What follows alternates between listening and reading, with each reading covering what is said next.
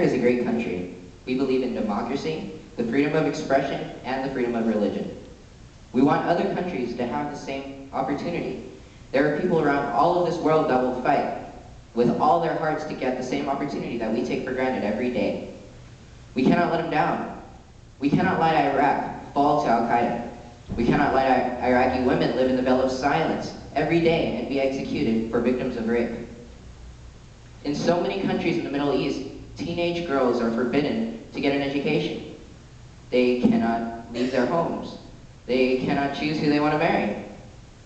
I say this because it doesn't matter anymore how we come to become their allies. The point is that we are all they have left now, and we have to fight for their rights. This is what makes our country great, and we will sacrifice for freedom. I love this country. Most of all, I love our people and soldiers who are willing to sacrifice for us. This is why I believe we have to choose our battles carefully. The people going to war are people your age, 17, 18, 19. They trust the people who run the government to make the right decisions. Bush made lots of wrong decisions. I made a wrong decision. McCain made a wrong decision. We all made a mistake in supporting this war. But there is a huge difference. I'm willing to say that enough is enough. It's time that we start doing the right thing. It's time we focused our attention where we need to most. When we fought a civil war in Iraq, we ignored Iran, Afghanistan, and Pakistan.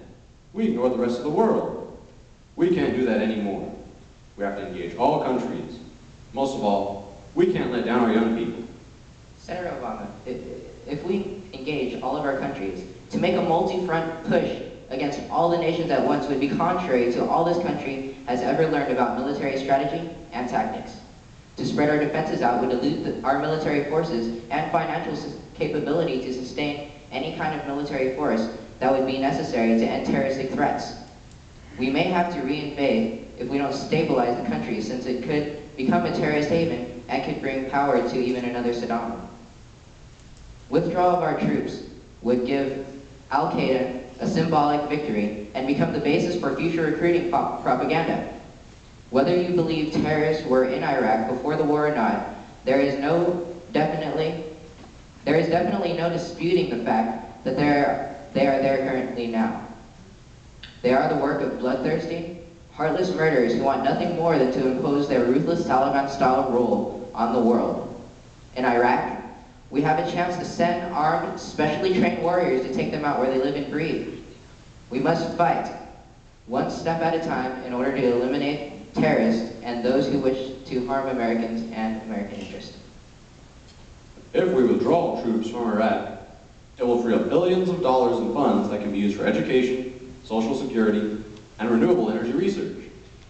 Hundreds of billions of our tax dollars have already been spent on this war, and the pace of spending is not likely to slow down.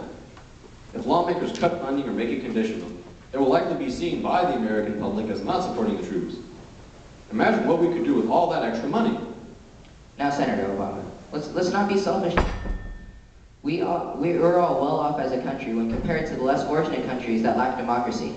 If we withdraw, we wouldn't have been able to set up the democratic government or make progress we have without the cooperation of many Iraqi officials. Unfortunately, if we leave too soon, these helpful citizens may face a backlash from terrorist insurgents, and we won't be around to protect them. Iraqis who have supported and helped Americans could face death or even torture. Senator McCain, before we get into foreign affairs, we first need to direct our attention to this country.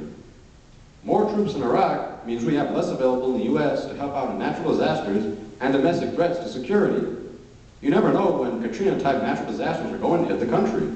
In such situations, we need as much government resources available to help as possible. Also, you never know when the next terrorist attack is going to occur in the country. It's in our best interest to have the National Guard available to respond to whatever emergencies occur. It would be far more costly for us to lose all our advances in Iraq and give it up to a possible anti-American government than it would be to complete our mission of governmental stabilization, leaving a democratic ally in the Middle East.